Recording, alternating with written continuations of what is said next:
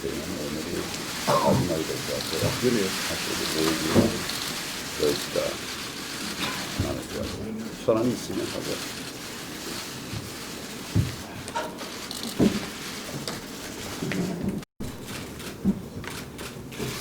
지금부터 최고위원 중진 의원 연석회의를 시작하도록 하겠습니다. 우한 폐렴 공포가 좀처럼 사그러질 기미를 보이지 않고 있습니다. 국민 생명과 안전 앞에서 여야도 진영 논리도 있을 수 없습니다. 정부의 대응책 마련에 자유한국당은 초당적으로 협조할 것입니다. 그러나 이미 곳곳에서 조기 대응의 미비점이 드러나고 있습니다. 네 번째 확진자의 관리 소홀 실태는 온 국민을 겁에 질리게 만들고 있습니다. 우한에서 온 단체 관광객은 서울 시내 면세점을 방문하는 등 정부가 놓치고 있는 부분이 많았습니다. 지금 청와대가 우한 폐렴 명칭이나 고치고 있는데 거기에 신경 쓸 만큼 여유로운 상황이 아닙니다. 중국인 입국 금지 청원자가 삽시간에 50만 명이나 돌파한 사실을 정부는 무겁게 받아들여야 할 것입니다. 우한 폐렴 확산 차단보다 반중 정서 차단에 더 급급한 것은 아닌지 걱정이 됩니다. 문재인 정권의 고질적인 중국 눈치 보기에 국민의 불신은 더욱 깊어집니다. 눈치 보지 말고 오직 우리 국민 안전만 생각하십시오. 입국 시의 방역 체계 강화, 의심 환자 철저한 관리, 대국민 실시간 정보 공유, 그리고 어린이집, 유치원, 학교 등 면역 취약계층 밀집 시설 방역 강화, 이런 것들이 시급합니다.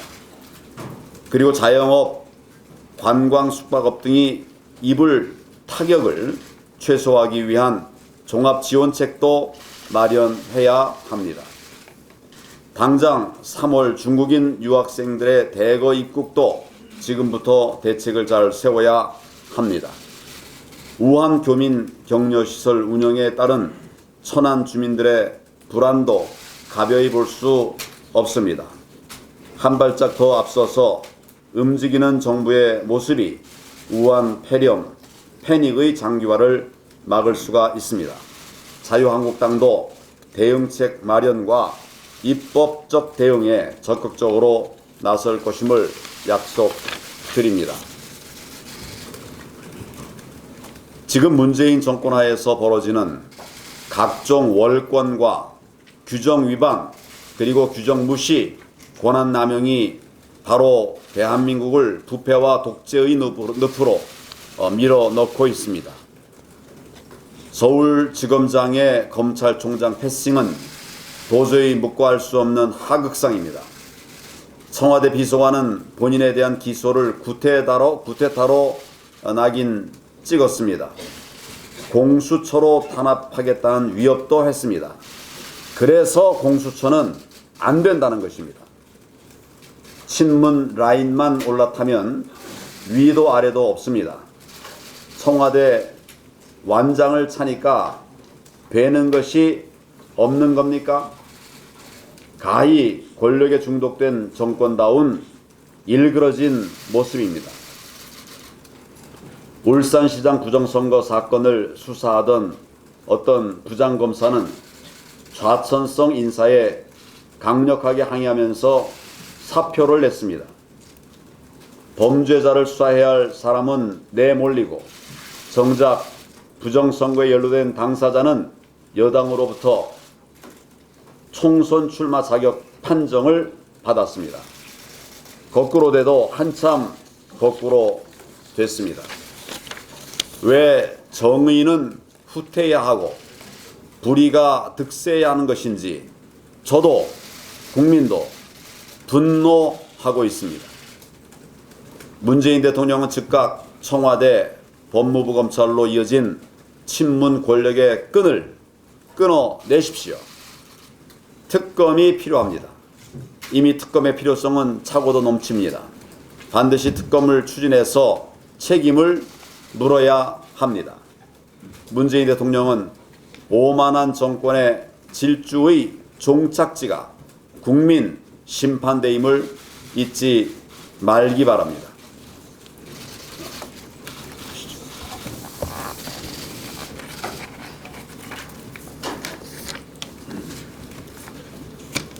우한 폐렴이 경제 전반에도 큰 충격을 주고 있습니다. 어제 주식시장에서 코스피 지수가 3% 넘게 폭락했고 원달러 환율과 금값은 급등했습니다. 여행사, 호텔은 예약 취소 전화가 잇따르고 있고 항공사들은 중국 노선 운영을 잠정 중단했습니다. 시민들은 외출을 꺼리면서 내수시장 위축이 불가피해지고 있고 대중국 수출도 비상입니다. 어제 정부가 관계장관 회의를 열어서 방역 예산과 추가 예비비를 쓰겠다고 발표했습니다. 하지만 국민들의 불안과 공포를 잠재울 정부의 비상한 대응은 나오지 않았습니다. 이런 가운데 OECD는 어제 우리나라 올해 잠재 성장률을 2.5%로 추정했습니다. 작년 2.7%보다 0.2%포인트 하락한 것입니다. 우리 경제의 기초 체력이 급격히 떨어지고 있음을 보여주고 있는 것입니다. 문재인 정권 들어서 잠재 성장률이 급락하는 것은 잘못된 정책 때문입니다. 성장률에 역행하는 정책만 끊임없이 쏟아냈고 정부 지출은 복지에만 집중했고 민간의 투자 의욕 고취는 뒷전으로 밀렸습니다. 저출산 고령화로 생산 가능 인구는 계속 줄어드는데 급격한 최저임금 인상, 근로시간 단축으로 노동 투입을 어렵게 만들었습니다. 노동시장 비효율성은 전혀 나아지지 않았고 민간의 설비 투자는 7년째 마이너스입니다.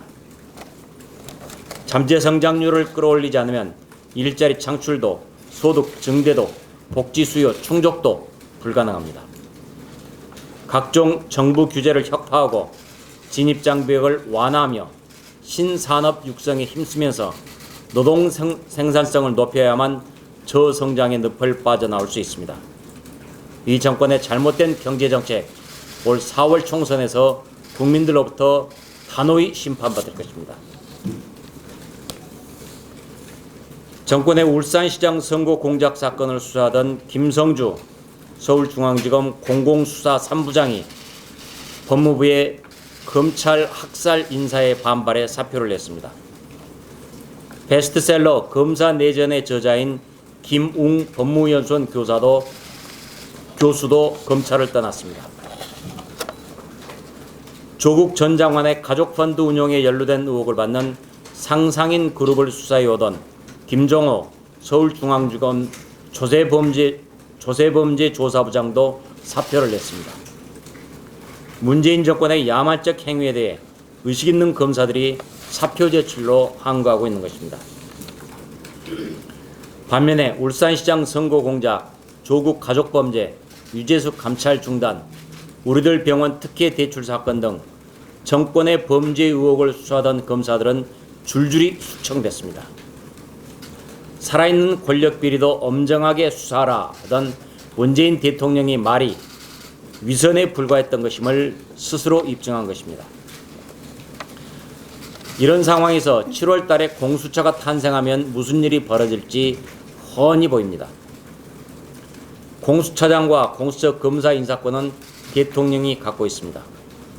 공수처도 어용 정치검사들로 가득 차게 될 것입니다. 그러면 그들은 이성윤 서울중앙지검장, 심재철 대검 반부패 부장처럼 정권 범죄를 은폐하는 일에 앞장설 것입니다. 공수처가 정권 범죄 은폐처, 친문 범죄 보호처가 될 거라는 우리들의 주장이 옳았다는 것이 거듭 확인될 것입니다. 검찰 인사 대학살을 저지른 민주당 정권의 무도함은 반드시 대가를 치를 것입니다. 그리고 우리는 오늘 인사학살과 청와대 참모들의 수사 방해를 고발하는 고발장과 감찰을 요구하는 진정서를 오후에 대검에 제출할 계획입니다. 이 정권의 재앙적 탈원전 정책의 폐해가 산업용 전기요금에도 악영향을 주면서 기업 경쟁력을 갉아먹고 있습니다. 어제 발표된 한전의 전력통계 속보에 따르면 산업용 전기요금이 주택용보다 평균 1원 더 비싼 것으로 집계됐습니다. 산업용 요금이 주택용 요금보다 비싸진 것은 역사상 처음입니다.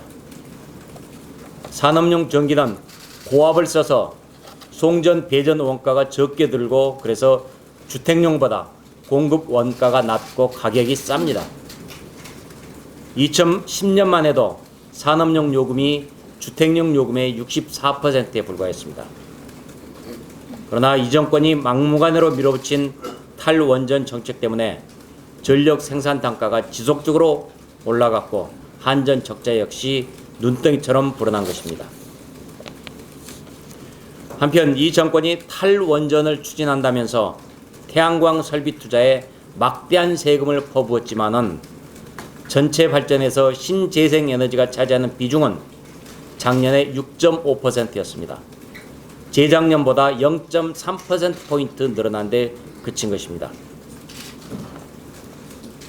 문재인 정권의 이념적 탈원전 정책이 원전 생태계를 망칠 뿐 아니라 우리나라 전반의 산업 경쟁력을 갉아먹는 재앙이 되고 있습니다. 이러니 문재인 정권을 시중에서는 문재앙 정권이라고 부르는 것이 예사입니다. 지금이라도 즉각 탈원전 정책을 폐기하기를 촉구합니다. 우리 당은 이번 총선에서 탈원전 폐지 공약을 내걸고 국민들의 판단을 받을 것입니다. 이상입니다.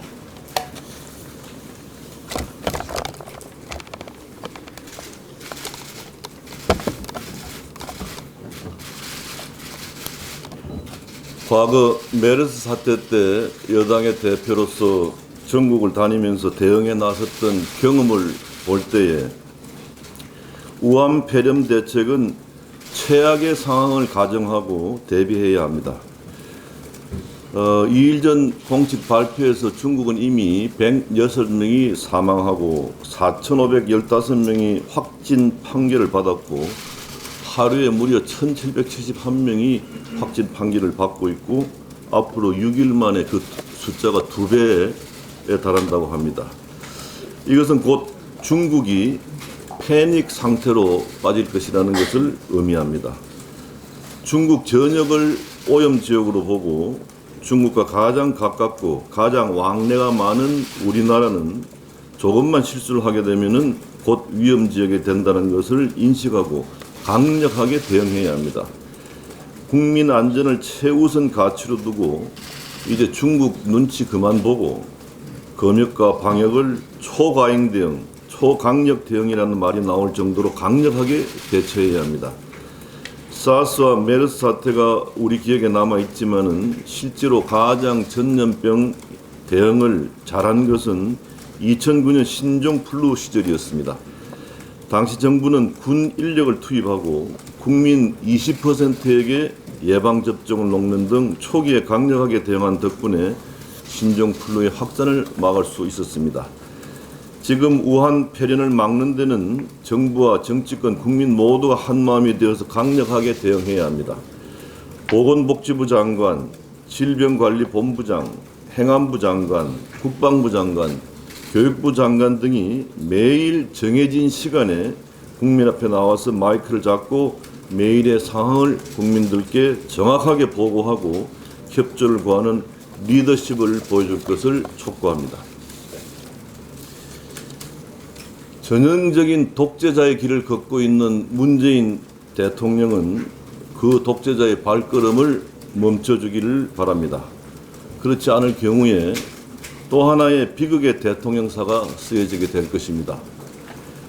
역대 정권마다 특히 과거 독재 정권 하에서도 총선을 앞두고는 중립 내각이 구성되었는데 이것은 선거 중립성 확보가 선거의 정당성을 담보해주기 때문입니다.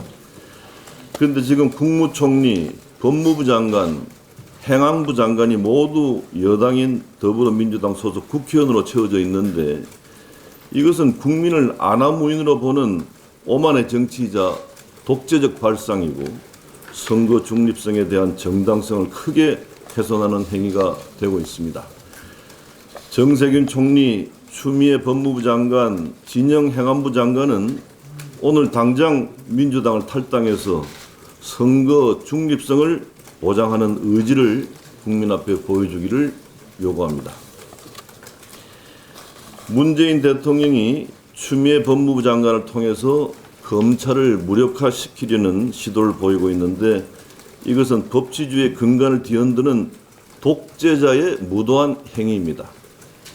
문재인 정부가 좌파 장기 집권을 위해서 이처럼 위법과 월권 행위를 하게 되면 반드시 부메랑을 맞게 될 것입니다.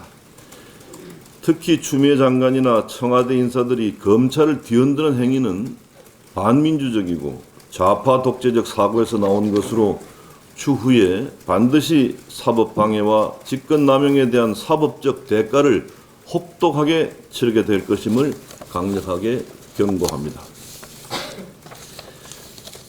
나라를 망치고 있는 문재인 정권의 폭주를 막기 위한 우파 보수의 통합 과정에 있어서 각자 밥그릇 챙길 한갈대가 아닙니다. 우파 보수를 지지하는 많은 국민들은 지금 누가 우파 보수의 통합을 이끄는지 아니면 누가 우파 통합을 방해하는지를 지금 잘 지켜보고 계십니다. 지금 자신의 정치적 이익을 위한 이런저런 까다로운 조건을 따지는 정치야말로 이제 천추의 한을 남기고 낙인 찍혀서 국민들로부터 버림을 받게 될 것입니다. 폭정을 일삼는 문재인 정부로부터 나라를 구하기 위해서 광장에 나섰던 애국 시민들이 많이 계시는데 이분들 중 일부 정치인이 당치 않은 이유를 대면서 정당을 창당한다고 하는데 이것은 그동안 고생 많이 하셨던 애국 시민을 분열의 세력으로 만들고 있는 것입니다.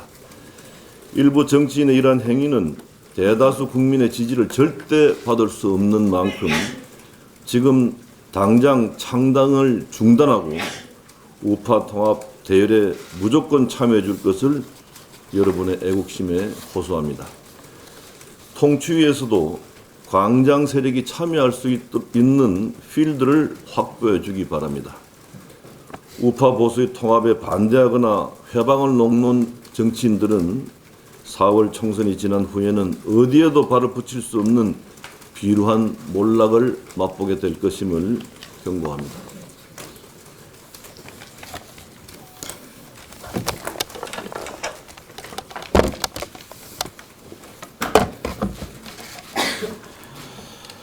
네, 코로나 바이러스 창궐 지역인 우한, 후베이로부터 중국인 입국이 무방비로 이루어지고 있습니다.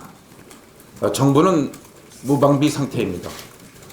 이번엔 정말 제대로 정신줄을 놓았습니다.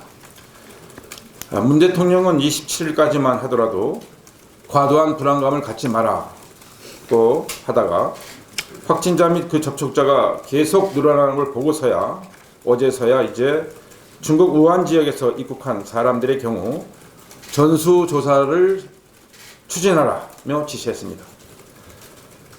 그러면서도 우한 등 후베이 지역의 중국인 입국 금지에 대해서는 WHO 세계보건기구가 아직 그 정도로 심각하게 보지 않는다며 글로벌 핑계를 대고 있습니다. 정신줄을 놓아도 한참 놓다가 이제 좀 정신을 차리나 했더니 아직 멀었습니다. 신종 코로나 바이러스의 일반적 잠복기는 3일에서 7일로 알려져 있습니다. 그러면 잠복기에 우한에서 입국하거나 우한을 경유해 입국하는 중국인 등 외국인의 입국은 무한 허용해도 된다는 말입니까? 신종 코로나 바이러스는 세계적으로 확산 중입니다. 대만과 홍콩은 물론 싱가포르, 일본, 프랑스, 독일에서도 확진자가 발생하는 등 전 세계로 빠르게 확산되는 추세입니다. 이에 따라 세계보건기구는 27일 신종 코로나 바이러스 감염증의 글로벌 수준 위험수위를 보통에서 높음으로 수정했습니다. 우리나라도 지금까지 4명의 확진자가 나왔고 접촉자에 대한 역학조사를 통해 추가 감염자를 확인하는 중입니다. 신종 코로나 바이러스 확산을 막기 위해서는 대통령이 직접 나서고 청와대가 컨트롤 타워가 돼서 국가의 질병관리 예방 시스템을 총동원해야 합니다. 외교력과 군 동원까지 포함하는 모든 방법을 즉시 투입해야 합니다. 정부에 대해서 다음 2가지를 촉구하면서 저는 동시에 우리 당 동료 의원들과 함께 입법으로 오늘 발의할 예정에 대해서 말씀을 좀 드리겠습니다. 첫 번째, 우한, 후베이 성으로부터 입국하거나 이를 경유한 중국인 등 외국인에 대한 입국을 당분간 정지해야 합니다. 우한, 후베이 성 등 감염병 창궐 지역을 직접 또는 경유하여 입국하는 외국인에 대하여 입국 정지 조치를 취할 수 있도록 하는 검역법 일부 개정 법률안을 오늘 발의할 것입니다. 둘째, 국내에 확진자가 발생한 지역에 면역력이 취약한 유치원, 초등학교 같은 유년층과 65세 이상의 노년층에 대해서는 마스크를 즉시 무상적으로 우선 지급해야 합니다. 국내에서 확진자가 발생한 일부 지역에서는 출근 시간대에 이미 약국과 편의점 등에서 마스크가 동이나 구할 수 없는 상황이 발생하고 있습니다. 국민들의 안전을 위해서는 면역력이 취약한 어린이와 노인들에 대한 마스크 무상 지급이 지금 바로 즉시 이루어져야 합니다. 이와 관련된 감염법 일부 개정 법률안도 우리 당 동료 의원들과 함께 오늘 발의할 것입니다. 최고 중진위원님들의 관심과 지원을 부탁드리겠습니다. 한 가지만 더 말씀드리겠습니다. 오늘 아침에 제가 출근하면서 한 7시 10분경에 1339에 전화를 좀 해봤습니다. 질병관리 센터에 콜센터죠. 전화를 했더니 전화가 안 됩니다. 사실상 먹통입니다. 이리저리 돌리는 전화만 나오고 대기자가 많아서 통할 수 없다라는 내용으로 결국 통화를 하지 못했습니다. 지금 중국에서 오는 예를 들어서 인천공항에 오는 중국에서 오는 인천공항 같은 경우를 보면 새벽에 도착하는 경우가 상당히 많습니다. 몸에 열이 있거나 그럴 경우에는 바로 1339에 전화를 해서 필요한 조치를 받아야 되는데 1339가 먹통입니다. 지금 전 국민이 이 코로나 바이러스의 공포에 떨고 있고 사실상 전시 같은 상황이라고 할 정도로 불안감이 휩싸이는데 정부가 내세운 여러 가지 모든 것들이 다 지금 이행이 되지 않고 있는 상황입니다. 말로만 하고 있습니다. 이럴 때는 1339는 24시간 비상 체제를 운영해서 전 인력을 투입해서 즉시 대응을 해서 필요한 조치를 해야 된다고 생각합니다. 정부의 각성을 다시 한번 촉구합니다.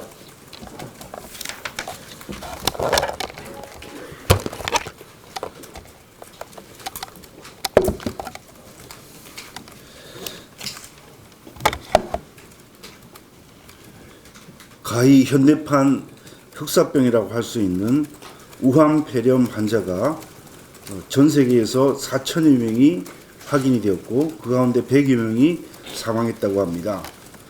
더 큰 문제는 뒤늦게 도시 전체가 봉쇄된 인구 1,100만 명의 대도시 우한에서 이미 500만 명 이상이 국내외로 빠져나갔다는데 첫 환자가 발생한 지난 12월 30일부터 이번 달 22일까지 항공편으로 6,430명이 한국으로 이동했다는 분석이 나왔습니다. 이렇게 급속도로 우한 폐렴이 확산되고 있는데 대통령은 26일에야 한가하게 정부를 믿고 필요한 조치에 대해 과도한 불안을 갖지 마라는 대국민 메시지를 발표했다가 사태가 악화되자 하루 만인 27일 부랴부랴 뒷북치듯이 우한 지역 입국자 전수조사를 지시했다고 합니다. 이러다 보니 한 네티즌은 중국 눈치를 보느라 무서워서 입국도 막지 못하고 우한폐렴이라고 말도 못하게 한다고 정부를 비꼬기도 했습니다. 지난 2015년 메르스 사태 때 문재인 당시 새정치민주연합 대표는 정부의 무능이 낳은 참사다. 국민의 생명과 안전을 보호해야 할 정부가 그 존재 이유조차 국민들로부터 의심받는 실정이라며 메르스 수포 전파자는 다름 아닌 정부 자신이다. 고 박근혜 정부 공격에 앞장선 바 있습니다. 문재인 정부는 이제 자신이 컨트롤 타워로서 국가적 재난에 대응하는 능력을 보여줘야 합니다. 정부가 중국 눈치 보기에 급급할 때가 아니라 우한폐렴 대확산 방지에 총력을 기울여야 할 것입니다. 문재인 정부는 검찰 장악을 위해 검찰청법까지 위반하며 검찰 학살 인사를 자행하고 진중권 전 교수의 표현대로 천하의 잡범을 청와대가 두둔하기 위해 온갖 일을 벌이며 국민들을 깜짝 놀라게 하고 있습니다. 최강욱 청와대 공직기강 비서관이 자신에 대한 검찰 기소를 두고 쿠데타라며 공수처가 출범하면 검찰총장 세력의 사적 농단을 수사할 것이라며 검찰을 겁박한 것은 이 정권이 공수처를 설치하고자 매달렸던 이유를 잘 설명해 주고 있습니다. 이 같은 상황에 검찰이 청와대 선거 개입 의혹과 관련해 백원우, 송철호 등 주요 피의자를 이르면 이번 주 중 기소하기로 가닥을 잡은 것으로 알려져 귀추가 주목되고 있습니다. 법무부가 최근 중앙지검과 서울 동부지검 차장검사들을 불과 6개월 만에 전원 물갈이하며 권력수사에 대한 문책 인식을 드러내자 수사팀이 교체되면 수사 진척이 어렵다는 판단을 했기 때문에 기소하기로 가닥을 잡은 것으로 판단이 됩니다. 9년 전 문재인 대통령은 대통령 측근 비리 수사 때 검찰개혁을 추진하는 것은 수사방해로 비춰질 우려가 있다. 이렇게 말한 적이 있습니다. 최강욱 청와대 공직기강 비서관 기소를 둘러싸고 추미애 법무부 장관이 검찰 수사팀에 대한 감찰을 예고하고 있는 터라 법무부와 검찰이 다시 충돌할 것으로 전망됩니다. 기소 제동을 위한 정치적 판단으로 법무부 장관의 권한을 무리하게 행사하며 권력 수사 방해를 서슴없이 자행하고 있는 행태에 국민들은 분노하고 있으며 이는 결국 4월 총선에서 문재인 정권에 대한 국민들의 철저한 심판이 있게 될 것이라는 것을 경고합니다. 통일부는 지난 20일 개별 관광은 대북 제재 위반에 해당되지 않는다며 이산가족이나 사회단체의 금강산과 개성 방문, 제3국 여행사를 통한 북한 관광 및 외국인의 남북 연계 관광 허용 등 3가지 방안을 검토하고 있다고 밝혔습니다. 북한의 냉소와 미국의 우려에도 아랑곳하지 않고 개별 관광을 하겠다는 통일부의 발표에 많은 국민들은 우려하고 있습니다. 관광객들의 신변 안전 대책이나 한미 동맹 균열 우려는 이 정부에게 고려 대상이 아닙니까? 북한의 외화벌이를 위해 우리 국민들의 안전을 담보로 잡히는 것이 과연 타당한 일입니까? 지난 20일 국무회의에서는 2032년 하계올림픽 남북 공동 유치와 개최를 추진하는 계획안을 의결한 바 있습니다. 그러나 지난 카타르 월드컵 예선전에 평양 무관중 무중계 사태, 혼수 상태로 풀려났다가 고문 후유증으로 끝내 사망한 원비어 사태를 전 세계가 지켜보았습니다. 오죽하면 국제인권단체 휴먼 라이트 워치의 필 로버트슨 아시아 담당 부국장은 올림픽 공동 개최에 대해 문재인 대통령은 라라랜드 같은 다른 세계에 살고 있다라고 표현을 한 바 있습니다. 북한으로부터 삶은 소대가리 운운하며 조롱을 받는 것도 모자라 국제사회의 비웃음까지 사게 된 문재인 정부의 대북 정책 전면 처리되어야 할 것입니다.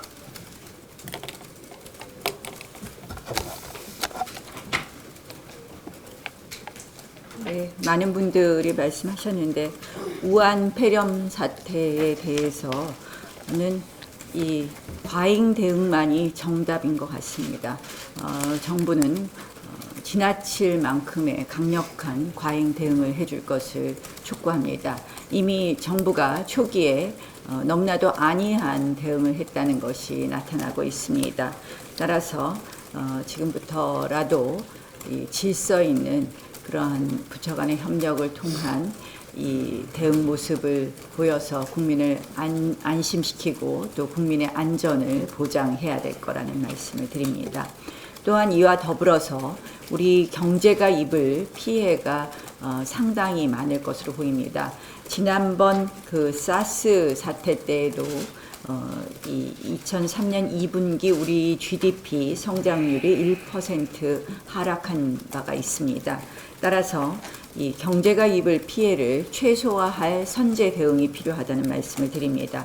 특히 여행, 유통, 관광 등 일시적인 경영난을 겪을 것으로 예상되는 업종에 대해서는 특별한 지원 방안 등을 강구해야 될 것을 언급하면서 이에 대한 이 대응을 해줄 것을 촉구합니다.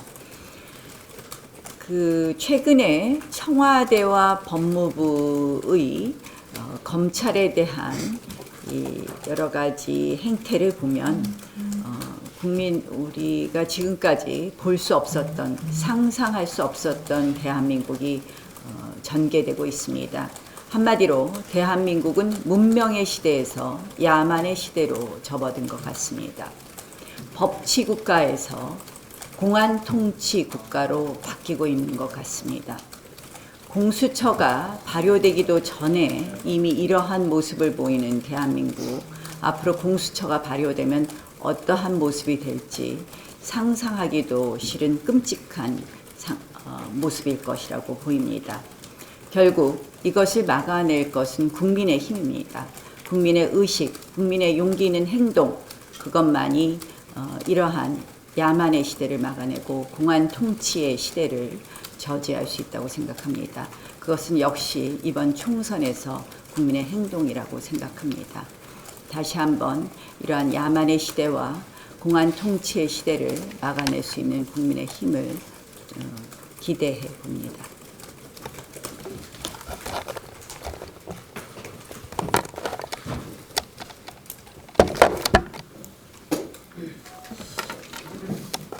네, 도둑놈이 도망가는데 그걸 잡으려고 하는 경찰의 다리를 걸고 쫓는 경찰을 두들겨 패는 그러한 자를 가만 놔둬야 되겠습니까? 바로 그것이 검찰 오적이라고 생각을 합니다. 조국을 정점으로 해서 판을 깔아준 조국, 그리고 추미애 법무장관, 이성윤 서울지검장, 심재철 반부패 수사본부장, 그리고 청와대에 앉아있는 최강욱 공직비서관, 그 오적 그리고 그것을 총괄하는 대통령이 결국 그런 것을 방조하고 돕고 그렇게 지시하지 않는가, 이것이 오늘날의 법치를 망가뜨리고 민주주의를 파괴하는 검찰 오적의 행태라고 생각을 합니다. 이런 부분이 결국은 민주화 반민주에 역행하는 이런 민주화 투쟁이 앞으로 절실히 필요하고, 그것의 결실은 이번 4.15 총선에서 국민의 민의를 나타내주는 바로 이것이 민주화 투쟁의 시작이자 하나의 그 물꼬를 트는 일이라고 생각을 합니다.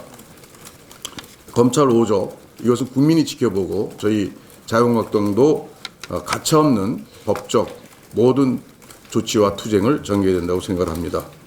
아무리 선거 때지만 우리가 이 부분을 좀 더 강력한 투쟁으로 전개해 나가야 된다고 생각합니다. 그리고 문재인 대통령은 그랬습니다. 제2의 메르스 사태를 막겠다라고 공언했습니다. 대통령에서. 그런데 지금 돌아가는 걸 보면 우한 폐렴에 대해서는 초기 대응이 실패했다고 저는 평가합니다. 왜냐? 어저께 WHO에서 중국 당국이 며칠 전에 발표했던 무증상자의 감염 전파력이 있다라고 했습니다. 그런데 WHO에서 26일 날, 27일 날 WHO 사무총장이 중국에 들어갔죠. 확인하러. 근데 결국은 무증상자가 도 전파력이 있다라는 것을 WHO에서도 공식 발표를 했습니다. 그렇다면은 그동안 우한 지역에서만 보더라도 국내에 입국한 내국 우리 국민 3천여 명, 또 외국인 3천여 명이 될 것입니다. 근데 문재인 대통령은 3천 명에 대해서만 전수조사를 하라고 지시했습니다. 근데 사실 그것을 전수조사하기 위한 인력도 무지무지 부족합니다. 그런 여건을 마련해 주지 않고 지시만 하는 게 컨트롤 타워 역할이 아닙니다. 그런 여건을 마련해 주는 것이 진정한 컨트롤 타워의 역할입니다. 그것을 그냥 말만 면피성 나중에 책임 안 지려고 하는 적극 대응하겠다는 그런 표현만 해가지고는 대통령이 그것은 할 일이 아니라고 생각합니다. 그 나머지 외국인, 중국인이 줄을 텐데 3천여 명에 대한 6,430명 중에 나머지 3,000명 정도는 거기에 대해서는 아무런 조치가 없습니다. 14일 이내에 국내에 들어왔다면 그 사람들에 대해서도 어떤 조치가 똑같이 있어야 될 것입니다. 그것뿐 아니라 초기에 잠재적 감염 의심자들, 무증상자들이 인천공항을 무사히 다 통과를 했습니다. 그 사람들이 지금 어디서 어떻게 다니고 있는지 모를 일입니다. 그러니까 결국은 이러한 모든 국가 방역에 대해서 왜 이런 문제가 발생했는가? 문재인 대통령이 제2 메르스 사태를 막겠다고 하는 것이 공언입니다. 그것을 실제로 실천하려 했으면은 질병관리본부 또 국립보건연구원이라고 있습니다. NIH. 그것이 결국은 이런 유행병에 대한 어떤 연구라든가 거기에 또 한 명의 확진자만 나와도 진단 키트를 빨리 만들어서 보급을 한다거나 이런 것들이 굉장히 빨리 이루어짐에도 불구하고 국립보건연구원장이 지금 10개월째 공석입니다. 누구를 선택할까 가지고 서로 내부의 복지부 내에 어떤 권력 암투가 있다고 생각이 듭니다. 이런 일련의 민생과 직결되고 국민의 안전과 또 보건, 생명, 경제와 직결되는 이런 국가 감염병에 대해서 이렇게 소홀히 대처를 해왔다는 것이 여러 가지에서 드러나고 있습니다. 그리고 정부에 촉구합니다. 3,000명에 대한 전수조사뿐 아니라 나머지 3,000명에 대한 전수조사도 할 것을 요구하고 거기에 따르는 인력과 예산 모든 것을 지원하지 않고서 하는 말은 이것은 잘못된 것입니다.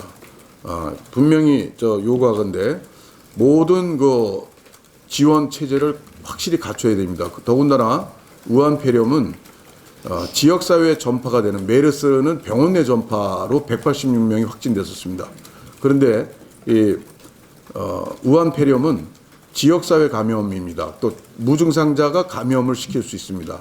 이런 엄청난 이런 문제를 가지고 있는 우한 폐렴에 대해서는 정부가 지자체의 역할을 증대시켜야 됩니다. 지자체는 현재 지자체마다 보건환경연구원이 있습니다. 그리고 보건소에서 1차적으로 환자들 신고를 받고 또 보건환경연구원에서 검사하고 진단하고도 합니다.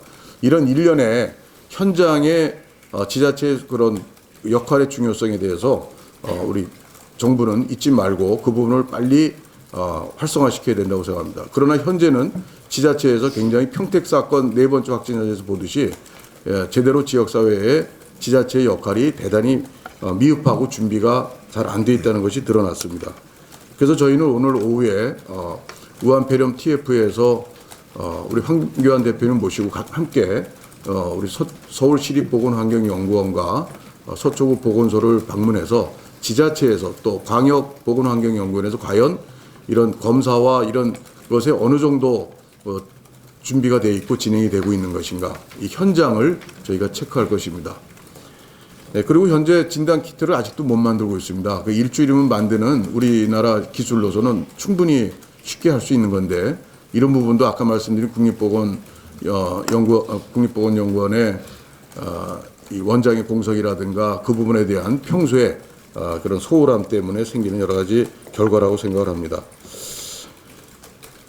그리고 정부에 또 요구하는 것은 지금 편의점 같은 데 가면은 알코올 손 소독제 같은 것이 지금 풍깁니다. 없습니다. 그런 것들을 좀 더 여러 가지 지원책을 강구해서 마스크나 손 소독제 이런 것들을 보급에 대해서 차질 없이 해야 되겠다고 생각합니다. 또 중국에 대한 지원을 민주당 원내대표를 비롯해서 여권에서 나오는데 사실 그 그것도 이렇게 뭐 전수조사하라 뭐하라 막 이렇게 아주 또 뭐 인도주의적인 같은 이런 것을 참 듣기는 좋은데 중국에 대해서 어려울 때 지원해야죠. 이웃끼리 좋은 얘기인데 사실 지금 전 세계적으로 마스크와 또 방호복 같은 게 사재기가 지금 막 되고 있습니다. 국내에서 이것이 굉장히 급격하게 이 사태가 악화될 수 있는데 그런 립 서비스 같은 한가한 그런 얘기로 해가지고 진정성이 과연 중국에 전달될 수 있을까, 또 국민의 불안을 씻을 수 있을까 하는 측면에서 상당히 신중하게 이야기해야 된다고 생각을 합니다.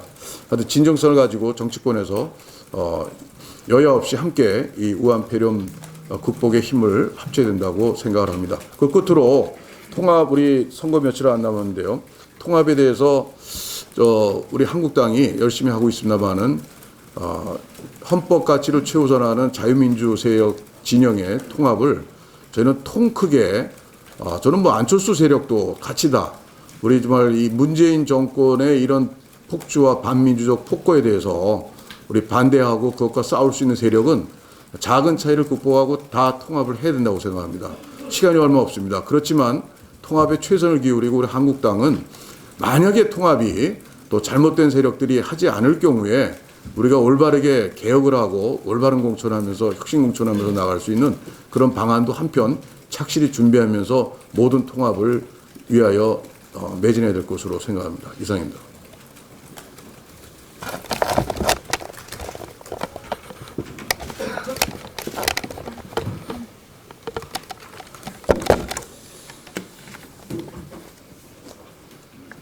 네, 국민 여러분 안녕하십니까. 어제 제가 기자회견 할 때만 해도 중국 코로나 바이러스에 의한 사망자가 106명이고 확진자가 4,536명이었습니다. 그런데 오늘 하루 만에 사망자가 132명, 그 다음에 확진자가 5,974명으로 확 늘었습니다. 어제 속보로 우리나라 정부가 중국에다가 마스크 200만 개 플러스 의료 지원을 하겠다 하는 게 속보로 떴습니다. 사실 우리 국민들은 중국에 마스크 200만 개 지원하는 게 아니라 우리 국민들 가운데서 마스크를 사기가 좀 어려운 저소득층, 장애인, 독거 어르신 이런 분들에게 200만 개 이상 지원하겠다. 이 뉴스를 듣고 싶어 했을 겁니다. 국민 여러분께서도 아시다시피 지금 중국은 외환 보유고가 3조 1천억 달러입니다. 이게 하나로 환산하면은 무려 3,656조 4,500억 원을 보유하고 있는 세계 G2 국가를 자처하고 있는 나라입니다. 지금 대한민국 경제가 매우 어렵고 대한민국 국민들이 지금 중국 우한 폐렴에 공포에 시달리고 있는데 자국민을 보호하고 자국민에게 지원해야 될 정부가 이러한 행동을 하고 있습니다. 그래서 지금 국민들은 문 대통령이 지금 어느 나라 대통령인지 묻고 있다는 말씀을 드리겠습니다. 또 어제 문 대통령은 이런 말을 했습니다. 가할 정도로 강력한 선제 조치를 해야 된다 하면서 국민들께 립 서비스를 하고 있습니다. 국민 건강을 걱정하는 국민 여러분, 그리고 이 자리에 언론인 여러분, 과한 선제적 조치가 뭐겠습니까? 지금 대만, 홍콩, 필리핀, 말레이시아, 몽골, 북한 이런 중국에 인접한 나라들은 국경을 폐쇄하거나 강제 송환을 하고 있습니다. 중국인 강제 송환을. 그래서 제가 문재인 정부에게 강력한 선제 조치가 뭔지를 알려주겠습니다. 지금 즉각적으로 중국인의 입국을 한시적으로 금지하십시오. 둘째, 한국에 온, 우리나라에 온 중국 관광객을 적극적으로 송환하십시오. 이것이 선제적 조치입니다. 그리고 우리 국민들이 더 이상 불안하지 않도록 우리 자국민들을 어떻게 지원할 것인지 연구하기 바랍니다. 이상입니다.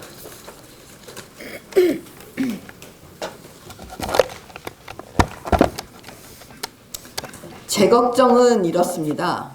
최근에 그 우한 폐렴에 대해서 우리 국민들께서 그 방송을 보지 않고, 우리 방송을 보지 않고, 우리 언론을 보지 않고 유튜브를 많이 보십니다. 저도 봤고요. 우한 폐렴 관련해서 우한에서 나오는 동영상들을 지금 보고 있으면 멀쩡한 사람이 그냥 쓰러지고, 그 다음에 그 우한 시내 그 병원에 거의 사람이 바글바글 앉아있거나 서있거나 막 그런 장면들이 계속 우리 눈에 보이고 있습니다. 그리고 그 우한에 있는, 그러니까 중국 국민들도 중국 정부의 말을 믿지 않는다는 얘기들이 밖으로 막 나오고 있습니다. 그러면 우리의 경우를 돌이켜 볼 때 지금 대한민국 정부는, 문재인 정부는 이 우한 폐렴에 대해서 정확한 정보를 갖고 있는가? 묻지 않을 수가 없습니다. 중국 정부로부터 어떤 내용을 듣고 있는가? 묻지 않을 수가 없습니다. 그 다음 문재인 대통령이 말씀하시는 것처럼 손만 열심히 잘 닦고 마스크만 잘 쓰면 진짜 차단이 되는가? 묻지 않을 수가 없습니다. 그러던 중에 이인영 원내대표가 어려울 때 친구가 진짜 친구라는 중국에 대해서 한 이야기를 듣고 주민들께서 이렇게 말씀하시는 걸 제가 또 들었습니다. 그 말은 맞는 말인데 어디다 갖다 붙이냐. 피가 진합니까? 이념이 진합니까? 공산주의자들은 이념이 피보다 더 진하다고 합니다. 그러면 지금 문재인 정권 주사파들에게 묻지 않을 수가 없습니다. 이념이 국민의 생명 안전보다 더 진합니까? 지금 이념 사대주의 하는 겁니까? 그래서 중국 정부에 대해서 우리 정부가 제대로 해야 될 일들을 소홀히 해서 대한민국 국민의 생명과 안전에 위험을 가해진다면 당신들은 그 자리에 있으면 안 됩니다. 정권 내려놓으세요. 이게 지금 많은 시민들께서 문재인 정권을 향해서 하는 이야기들입니다. 제가 하는 이야기가 아닙니다. 당장 저는 걱정이 이렇습니다. 막내가 고등학생입니다. 과연 학교를 보내야 됩니까? 개학이 오는데 마스크 씌워서 보내면 되는 겁니까? 그러면 안전합니까? 그런 걱정에서 자유로울 수 있습니까? 지금 핵심은 우리 내부에서 손을 닦고 마스크를 쓰고 무슨 전수조사를 하고 그거 다 좋은데 그거보다 더 근본적인 거, 과연 중국과의 관계에 대해서 대한민국 정부가 제대로 하고 있는지 그거 묻고 싶은 겁니다. 그거 먼저 하고 그 다음에 우리 내부 잘하고 이렇게 갑시다. 이래야 되는 게 문재인 대통령이 지금 국민들께 해야 되는 최소한의 조치입니다. 중국 정부와 잘하세요. 중국 정부로부터 제대로 정보 받으세요. 중국과의 관계에 있어서 지금 북한도 지금 북한 공산당도 중국에 대해서 하고 있는 거 있잖아요. 예, 국경을 폐쇄한대잖아요. 중국 공산당도 하지 않는 지금 이 사대주의 멈추시고 제대로 하십시오. 이상입니다. 민주당 영입인재 원정권 씨의 미투 피해 여성의 2차 폭로가 있었습니다. SNS로 주고받은 내용과 진술을 보면 피해자의 고통이 얼마나 컸을지 짐작하고도 남습니다. 원 씨는 자신의 입장을 밝히며 사랑이었다고 했지만 이것은 피해자에게는 더 명백한 고통입니다. 폭력입니다. 데이트 폭력이라는 게 다른 게 아닙니다. 바로 이런 것이죠. 사건이 알려진 첫날 민주당은 사실관계 확인 후 조치하겠다는 굉장히 방어적이고 소극적인 입장을 밝혔는데 정말 실망스럽습니다. 고민정 대변인은 한 TV에 출연해서 당이 굉장히 빠른 조치를 했다며 자화자찬을 했는데 이것은 그걸 들은 피해자의 고통을 더 가중시키는 발언일 뿐만 아니라 미투에 잘못 대처하는 국민들의 굉장히 실망스러운 발언으로 기억하실 겁니다. 민주당발 미투 사건에 민주당은 늘 소극적이었던 반미투 정당임을 국민들이 기억하실 겁니다. 그리고 민주당과 원종건 씨는 반성하십시오. 이게 혼자 떠난다고 해결되는 것이 아닙니다. 청년 정치에도 큰 상처를 입혔습니다. 청년 정치에 상처를 입힌 데에 대해서도 진심으로 사죄하십시오.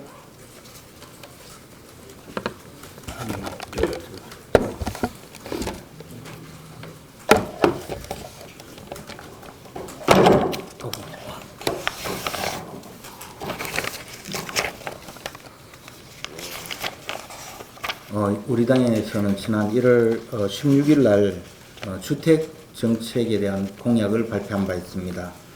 그래서 현재 문재인 정권이 들어와서 서울의 아파트값만 21.7% 폭등했습니다.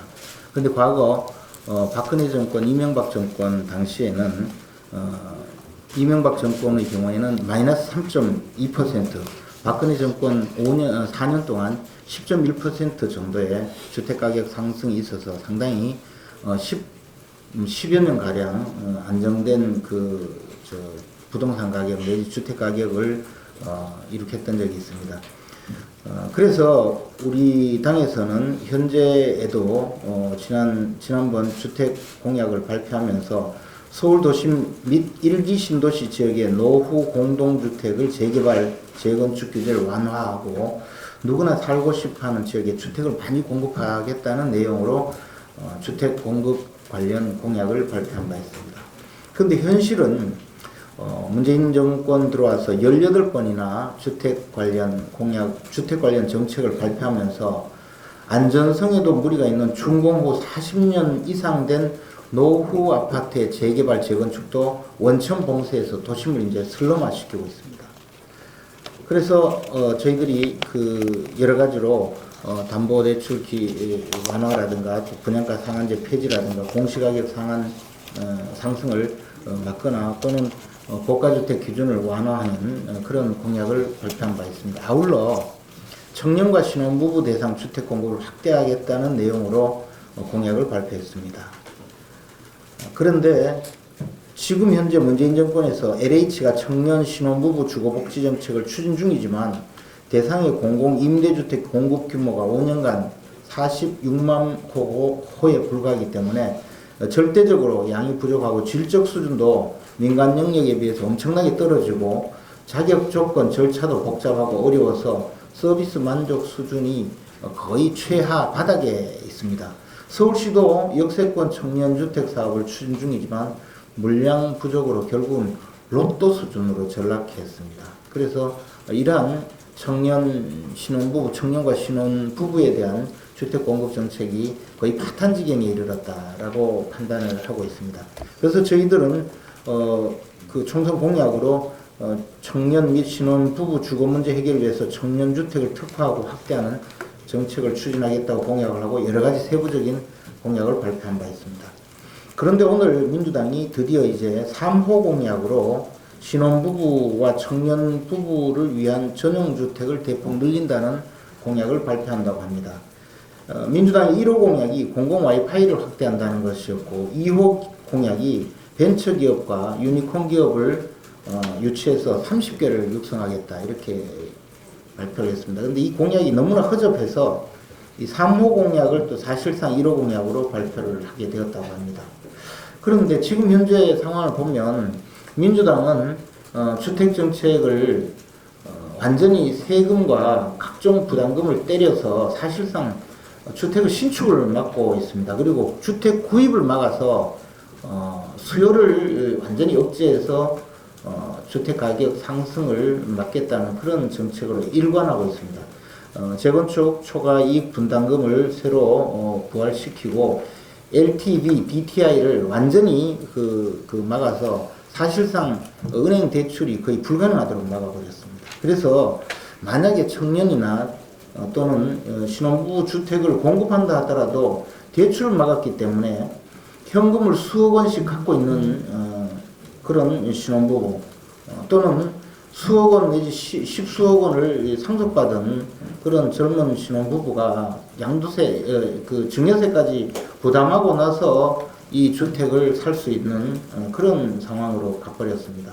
문재인 정부의 부동산 정책의 기조를 포기하지 않고 지금 18번이나 주택 정책을 발표했지만 집값은 계속 올라가고 있는데 이번에 헛공약을 또 쏟아내봤자 과연 백약의 무효가 아닐까 생각합니다. 문재인 정부의 부동산 대책은 거의 부동산 시장을 빈사 상태로 빠뜨려 버렸고 이런 기조에서 공약을 발표한다면 또 집값만 폭등하게 만드는 그런 악수가 되풀이되리라고 생각합니다. 민주당은 청년 신혼부부를 위한 전용주택을 짓겠다고 공약을 할 때는 지난 1월 16일 날 발표한 우리 당의 공약을 참고하셔서 현실성 있는 공약을 발표해 주시기 바랍니다. 예, 그럼 지금부터 회의를 기본대로 진행하도록 하겠습니다.